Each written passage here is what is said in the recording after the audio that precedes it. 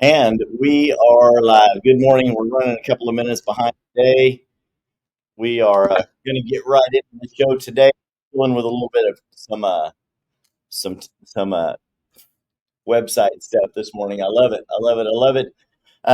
Big song has been all over social media lately. I want to touch base on that. Richmond, north of Richmond, by Oliver Anthony Music. We're going to talk about that today on Midweek Motivation Live. We're going to dig into some of the topics in that song. We're going to get some of your thoughts on it maybe today on Midweek Motivation. We're going to be back right after this. See you.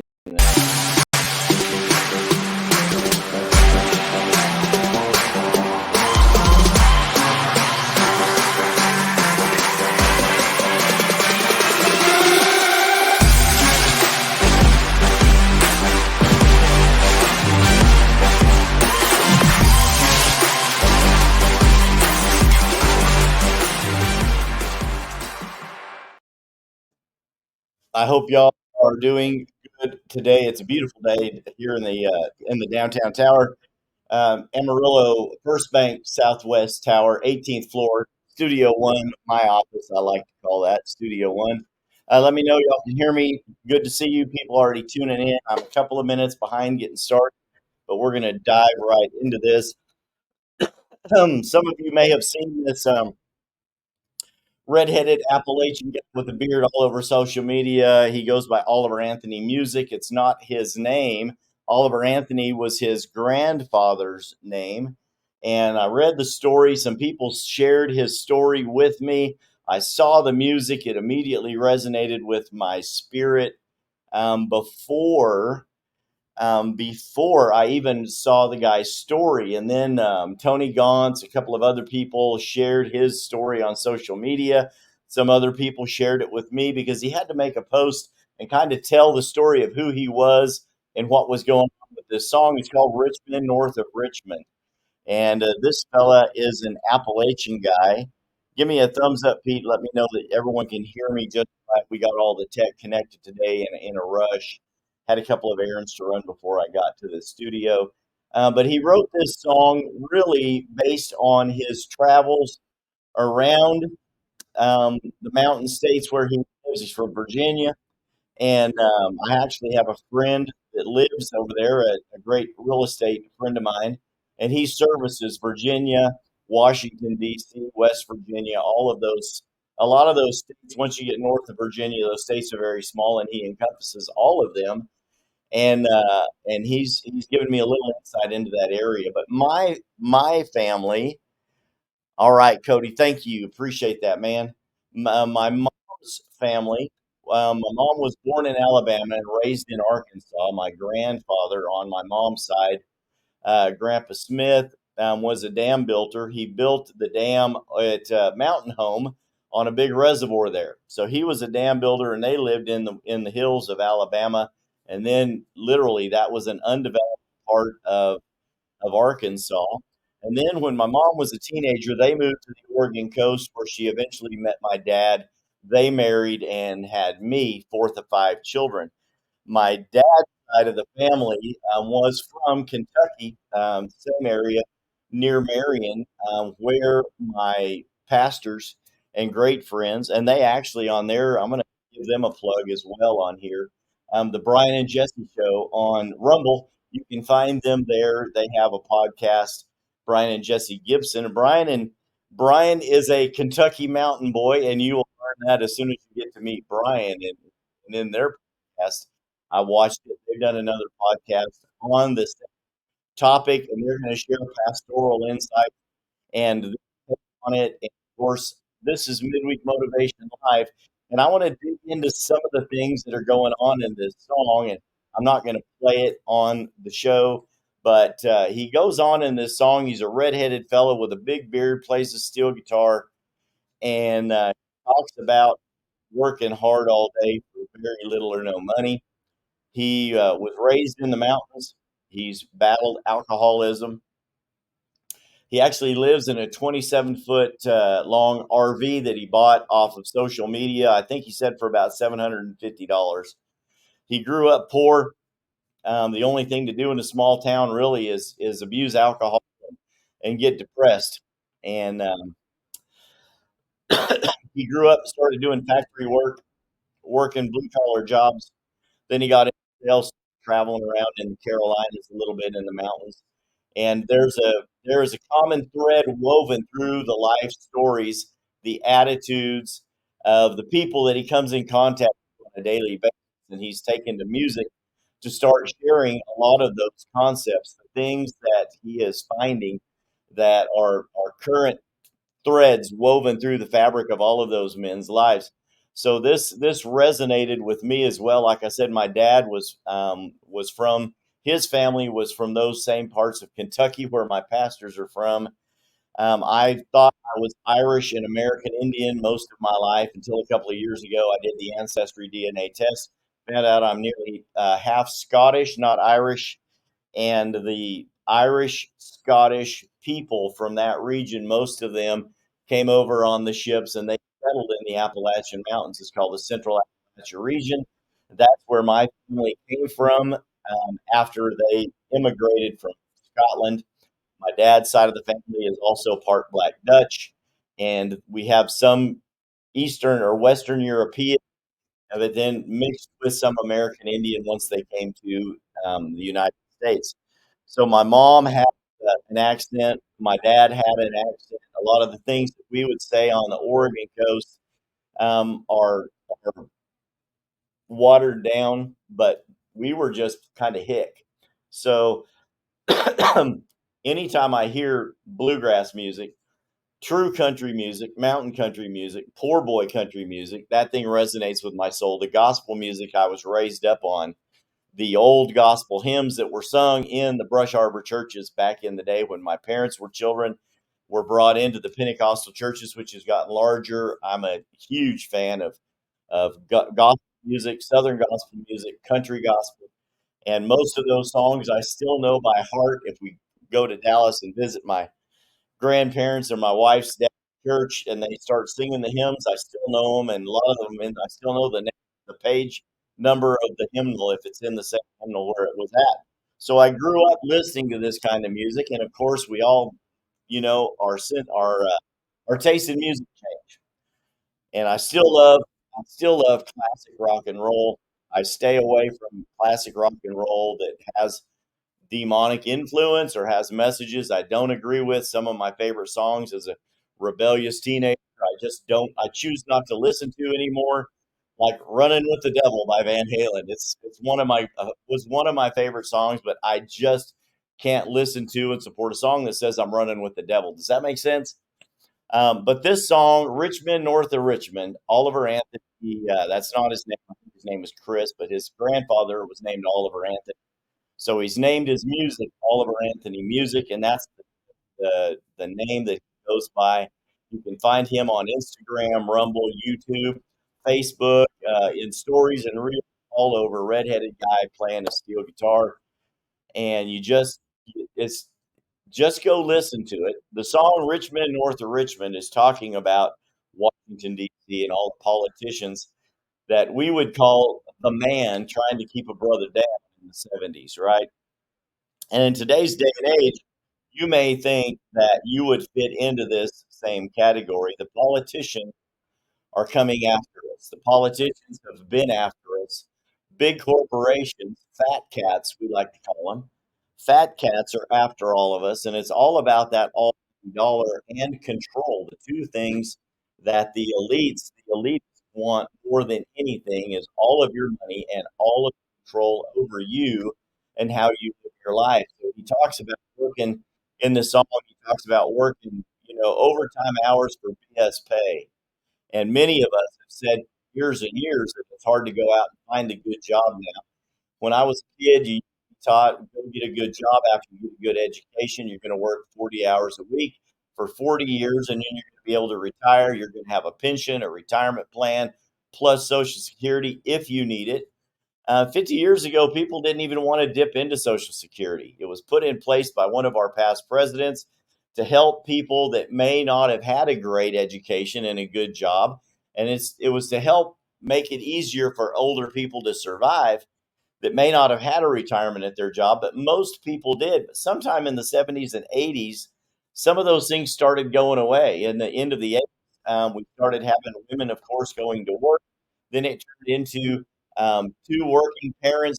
You had absentee parents, many people being babysat while the parents were at work. Listen, when I was a kid, my mom, who was a full time housewife, went to work at moonlighting with my dad as janitors. My dad worked full time at the hospital, working overtime hours, and then they also went and did janitorial work to help bring home enough money to feed five hungry, rebellious kids.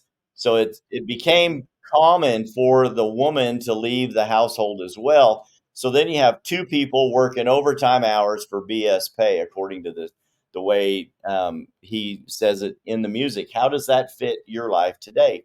Most of the people I know have two working. The parents both work, and it's when a loaf of bread costs $4 and a gallon of milk costs $4 and a gallon of gas costs $4. How many of you know that it's kind of hard to make ends meet? There's too much month at the end of the money, right? So he talks in this song about it. What do y'all think? Have any of you listened to the song? Weigh in the comments here below, and we kind of know what you think about it.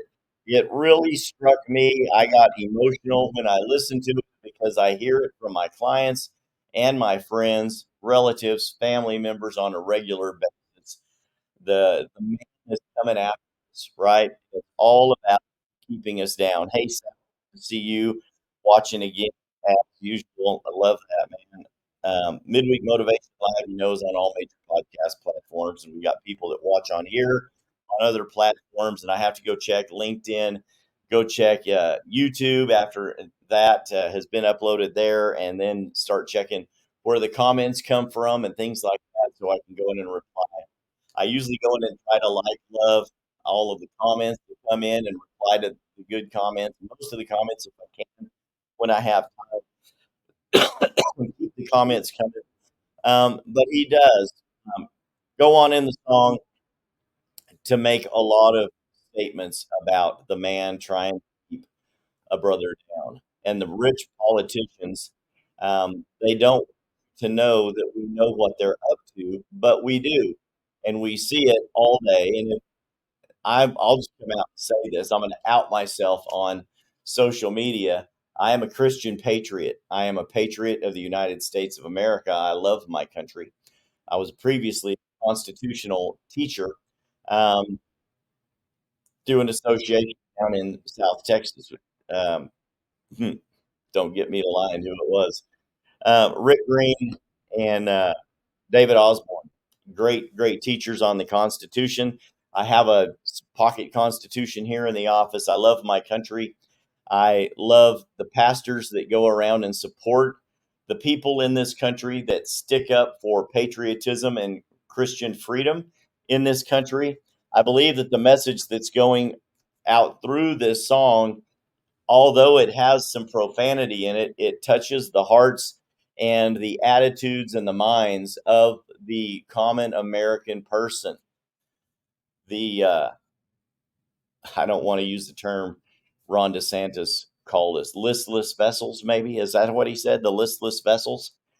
For a politician to call a Christian patriot a listless vessel because of my political views is pretty sad, in my opinion. And I'm just old enough and ornery enough that I'm to the point that I'm just fed up. And I'm here to help motivate you, to inspire you to stand up for yourself, to do the right things. Hello, Marlene. Marlene on my team, Marlene Tafoya, the best transaction coordinator, assistant, and friend in the world. Love her. And she is also a Christian patriot. Don't second guess that. But that's what we are here, man. I'm not saying any of this to offend anybody, but I'm saying it to get your attention. They are now talking about new mask mandates. There's going to be a new variant of COVID come out.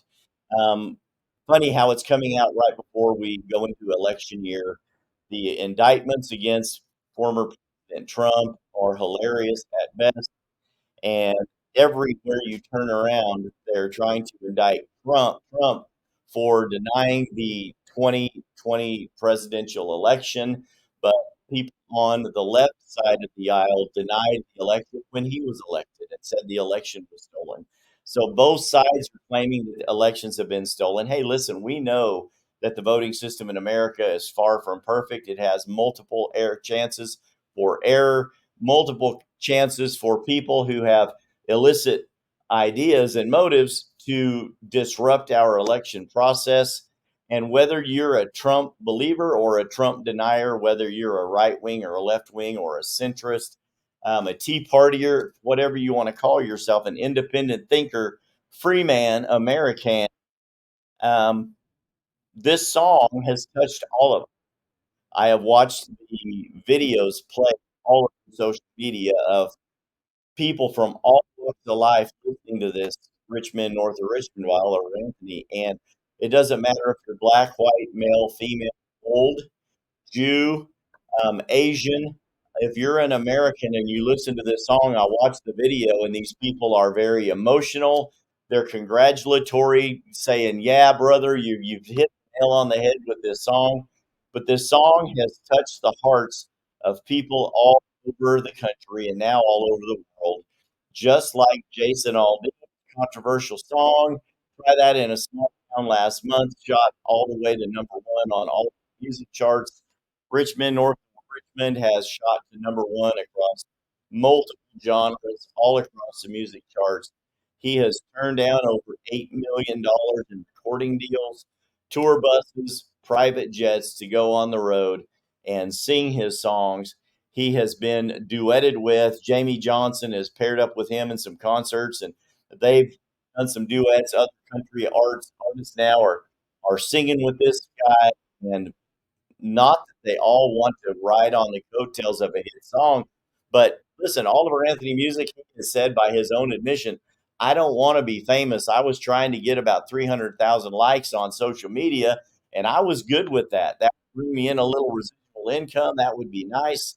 But now he's turning down multi-million dollar recording deals. And why do you think that is? I think that's because country music, woke country music, which I don't call country music anymore, is just looking to cash in on his success because he was able to touch on a point, a feeling, an emotion with the American public that woke country music can't even begin to touch on. If you've ever watched any of the mashup videos, you can see them in country music. Country music has a formula, and if your song is written in the right beat, it's played at the right tempo, with the right amount of syllables, and it touches on the right topics, every one of those songs can become a hit if recorded by and sang by someone with the voice and the stage presence to put it out there. So the same rhythm is played, and these multiple songs are tracked over it, and it's the formula. So all of these people are being made, created to be front men and front women for country music. So you get this Appalachian guy like Jamie Oliver Anthony to come along and start singing songs. Um, Jamie Johnson is another one. You know, we had a couple of other guys that are out there that have kind of gone woke. They were of the same style singer. You guys know who they are. Big, burly, bearded guys, and I'm not going to give all of them credit on the show because I love their music and they're incredibly talented. But then they turn around and use it to become leftist, very left leaning liberal, speaking out against all the things that are the common fabric that runs through the thread of American, the common American man and woman. So I just won't throw their names out there to use them. But all of these people are wanting to come and sing with Oliver Anthony. What do y'all think? I can tell you what I think. I think you have figured it out. I think that the government is up to no good. And it's up to you and me to go out and do our very best every day, do the best we can to provide for ourselves, our family, and those in our top 5, our closest circle of friends. I would urge you highly to read, pay very attention to conservative media. I would ask you to stay away from a lot of the fake news media. We watch just enough of fake news media to get some headlines, and then we go and dig in to see what the truth is about what's being said.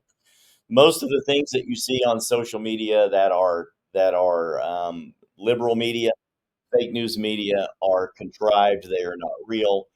Anyone that wants to, that has the enough money, can become social media famous, and that is not what we're out here for. We're here to motivate you to live the best life that you can live. The pilot or the topic of this show, the motto of this show is help motivating you to success in every area of life. If you are a Christian patriot, I would recommend that you stock up on anything you deem a necessity for you and your family to live a successful life moving forward. You might want to learn how to start canning food again like your grandmother did. Buy a freeze dryer or a dehydrator. Learn how to start making pemmican. Learn how to start making, dried foods and dried meats, some things that will last. Learn how to make jerky, things that will last. Start finding ways to purify water should we have a water issue. Start finding other ways to generate power that don't necessarily run on gasoline. Did you know that propane in a propane tank can last almost I forgot the word, indefinitely? Got brain twisted there for a minute, but gasoline doesn't last very long, a year or two, maybe 9 months to a year, and gas can actually go back and not be burnable as a good fuel source anymore. So maybe you want to store some things like kerosene, propane, or fire starter. Outdoors with the Mormons on YouTube, look them up. They have a product called Fire Starter. It's like sawdust with an oil-based product in it, and you just hit it with a match, and it immediately starts and burns long enough to get a good fire going. Anything that you would think might be necessary for you and your family to be comfortable moving forward, I would recommend that you stock up on some things like that. Cody says, "Don't learn how to make pizza. Leave that to me." Amen, brother. I'll be going in there for some pizza today at lunch. I haven't been eating as much pizza. I have been watching my diet, working out some more. Lost 10 pounds. I'm trimming up. Don't know if any of you can tell, but I am. And it's for those reasons. I want to be healthier. I want to be leaner and meaner moving forward, and able to help those that I know, love, and trust, just like I know they will for me. Richmond, north of Richmond. That's the song, Oliver Anthony music, the topic we're talking about today. I'm going to get off of here and get to work. But those are the things that I would urge you to do. Listen to the song, listen to the theme running through that, see how it resonates with you. And maybe these are some of the things that we all need to stand up to, stand up for, stand up against tyranny, stand up against these agendas telling us they want us to go back into lockdown when we've already proved they don't work. Wear masks when they've already come out and said they don't work. Start taking vaccines and boosters that we already know, and the WHO and the health agencies all said don't work. And we have people dropping all around the world taking so many shots. Their bodies are full of clots, heart disease, problems, stroke, heart attacks, so many things that are happening. They cannot be coincidental. Don't believe it for a second. Stay away from the shot. I'm against it. I've never taken it and I won't. I urge you not to either. And I'm done. This is Midweek Motivation Live. Patrick Lee, your host. Until next time, like I say here all the time, courage begins at the end of your comfort zone. I urge you to get out of your comfort zone today. Be courageous. Stand up for yourself, your family, and your friends. Until next time, I'll see you later. Bye bye.